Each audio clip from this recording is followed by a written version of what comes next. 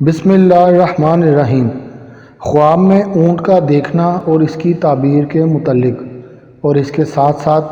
اونٹ کی عادتیں، اس کی خصلتیں اور اونٹ کے بارے میں شرعی حکم بھی بیان کیا جائے گا۔ حضرت ابن سیرین رحمۃ اللہ علیہ نے فرمایا ہے کہ اگر کوئی شخص خواب میں اپنے آپ کو نامعلوم اونٹ پر دیکھے کہ وہ دوڑ رہا ہے تو دلیل ہے سفر کرے گا، اور اگر دیکھے کہ اونٹ کود رہا ہے تو غم اور فکر کی دلیل ہے، اور اگر دیکھے کہ اونٹ پر بیٹھا ہے، رستہ گم گیا ہے اور نہیں جانتا کہ راہ راست کہاں ہے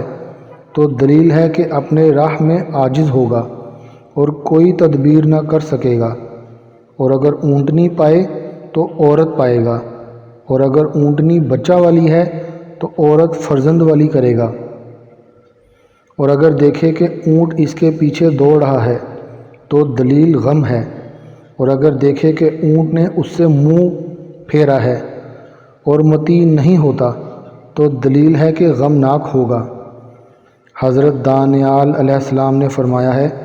کہ اگر کوئی شخص خواب میں دیکھے کہ اونٹ مست اور غضبناک پر بیٹھا ہے تو دلیل ہے کہ اس پر کوئی بوڑھا آدمی قبضہ کرے گا، اور اگر دیکھے کہ اونٹ کے ساتھ جنگ اور لڑائی کرتا ہے تو دلیل ہے کہ کسی مرد اجمی کے ساتھ دشمنی ہوگی اور اس کے ساتھ جھگڑا ہوگا، اور اگر دیکھے کہ اونٹوں کے گلے کو چراتا ہے اور جانتا ہے کہ اس کے اپنے ہیں تو دلیل ہے کہ اس کو ملک ملے گا اور وہ اہل ملک پر حکومت کرے گا۔ اہل ملک یعنی اسی ملک کے لوگوں پر حکومت کرے گا، اور اگر خواب میں دیکھے کہ کسی نے اس کو اونٹنی بخشی ہے یا اس نے خود خریدی ہے تو دلیل ہے کہ عورت کرے گا یا کنیز خریدے گا، اور اگر خواب میں دیکھے کہ اس کی اونٹنی بھاگ گئی ہے یا چوری ہو گئی ہے تو دلیل ہے کہ عورت سے جدا ہوگا یا ان کے درمیان جھگڑا پڑے گا، اور اگر کوئی شخص خواب میں دیکھے کہ اس کی اونٹنی مر گئی ہے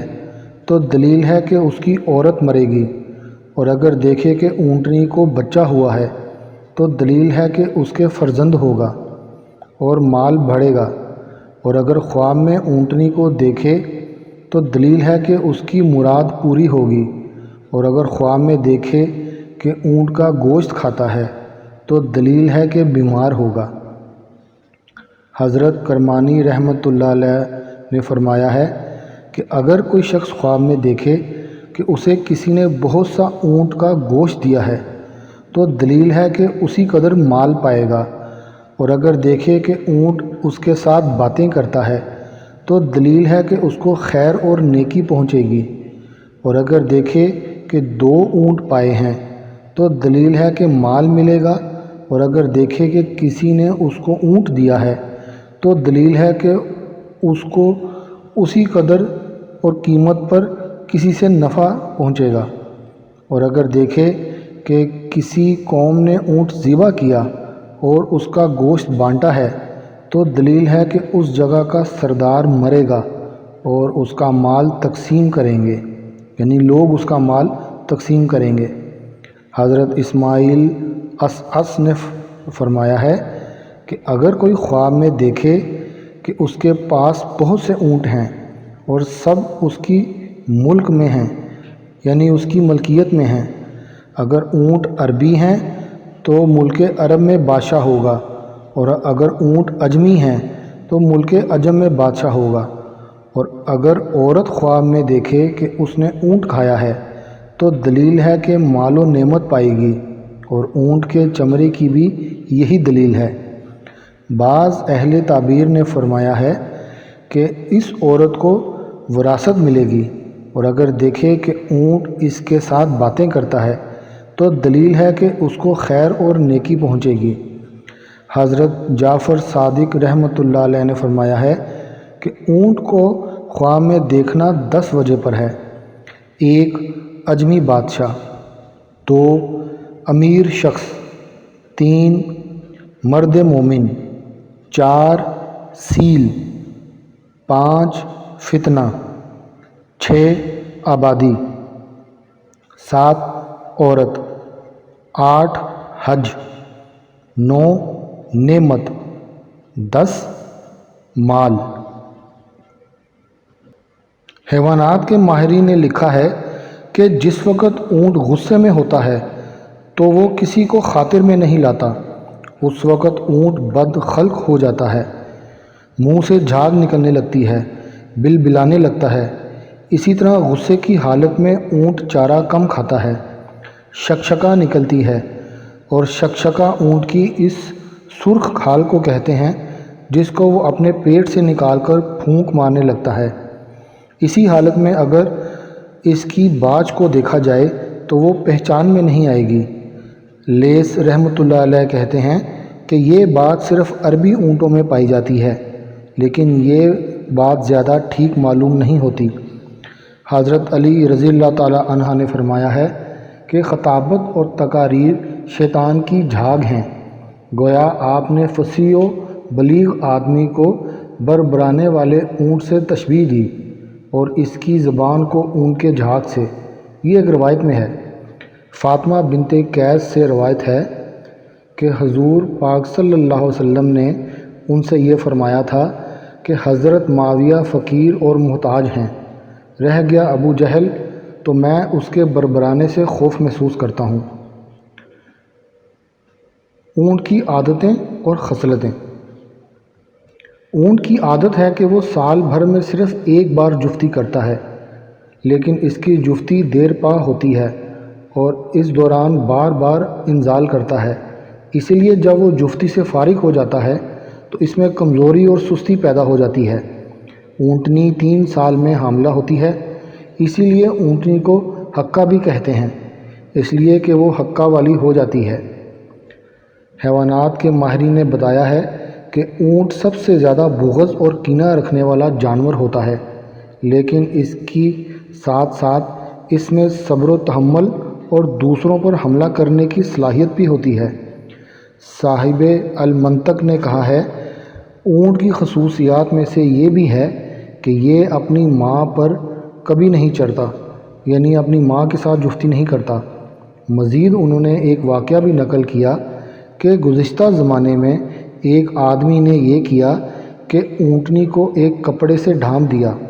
پھر اس نے اس کے نوجوان بیٹے کو اس پر چھوڑ دیا تو وہ چڑھ گیا۔ جب اس بچے نے اپنی ماں کو پہچان لیا کہ یہی ماں ہے تو اس نے اپنے ذکر کو کاٹ لیا، اور پھر نوجوان اونٹ اسی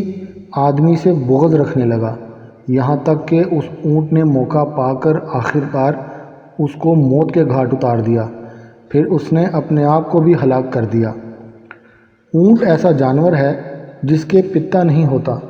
شاید اسی لیے اس کے اندر صبر و تحمل کی بے پناہ قوت ہوتی ہے۔ اس کے اندر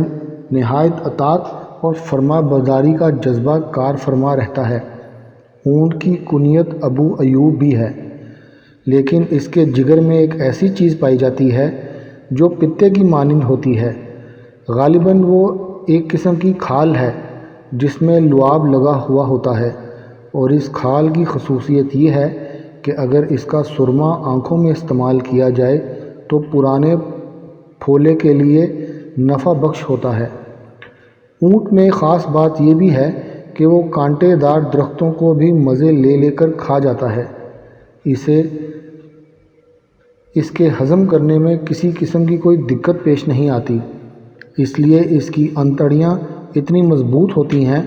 کہ اسے خاردار چیز کو بھی ہضم کرنے میں کوئی پریشانی نہیں ہوتی۔ لیکن اسی کے ساتھ ساتھ یہ بھی ہے کہ اونٹ جو بڑی مشکل سے ہضم کر پاتا ہے۔ جو اہل عرب میں تعجب خیز بات یہ دیکھی گئی ہے کہ جب کسی اونٹ کو خارش ہو جاتی ہے تو دیگر صحیح و سالم اونٹوں کو بھی داغ دیتے ہیں تاکہ مرض متعدی نہ ہونے پائے اور خارشی اونٹ درست ہو جائے۔ اونٹ کا ذکر احادیث میں بھی ملتا ہے۔ حضرت ابو ہریرہ رضی اللہ تعالیٰ عنہ کہتے ہیں کہ بنو فزارہ کا ایک فرد رسول اللہ صلی اللہ علیہ وسلم کی خدمت میں حاضر ہوا اور عرض کیا کہ میری بیوی نے ایسا بچہ جنا ہے جس کا رنگ کالا ہے،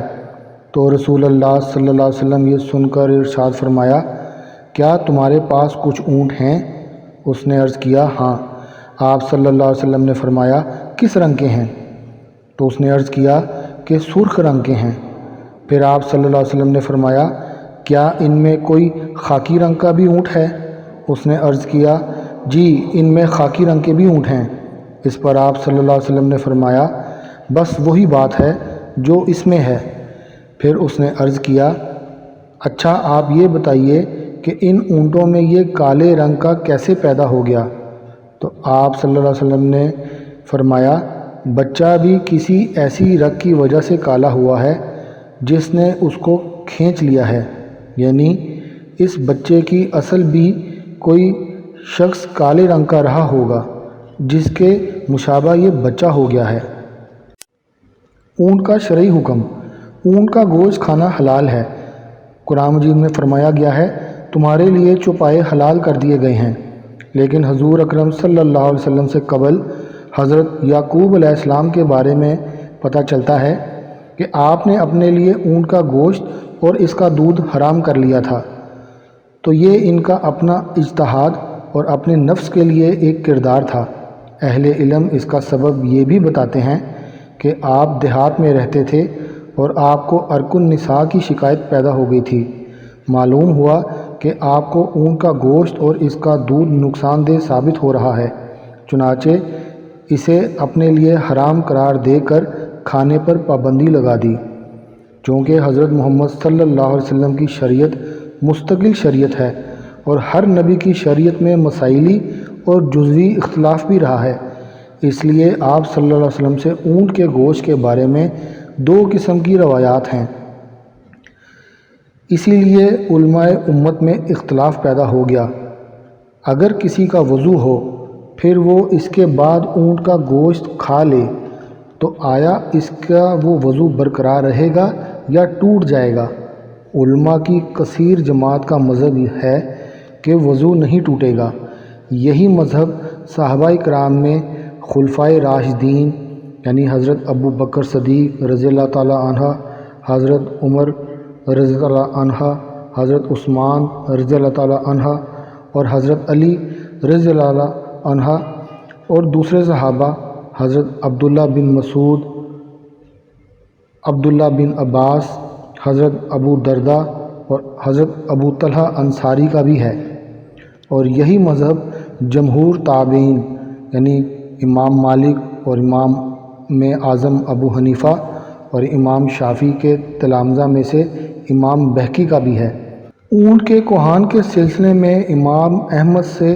دونوں قسم کی روایات ہیں کہ یہ جائز بھی ہے اور ناجائز بھی، لیکن اونٹ کے دودھ کے پینے کے بارے میں امام احمد کے تلامذہ سے دونوں وجہیں مروی ہیں، پیا بھی جا سکتا ہے اور نہیں بھی۔ اونٹ کے باڑے میں نماز پڑھنا مکروہ ہے۔ برا بن عازب سے منقول ہے کہ جناب رسول اللہ صلی اللہ علیہ وسلم سے اونٹ کا گوشت کھانے کے بعد وضو کے بارے میں مسئلہ پوچھا گیا تو آپ صلی اللہ علیہ وسلم نے فرمایا کہ تم اس کے بعد وضو کر لیا کرو۔ پھر یہی مسئلہ آپ صلی اللہ علیہ وسلم سے بکری کے گوشت کے بارے میں پوچھا گیا تو آپ صلی اللہ علیہ وسلم نے فرمایا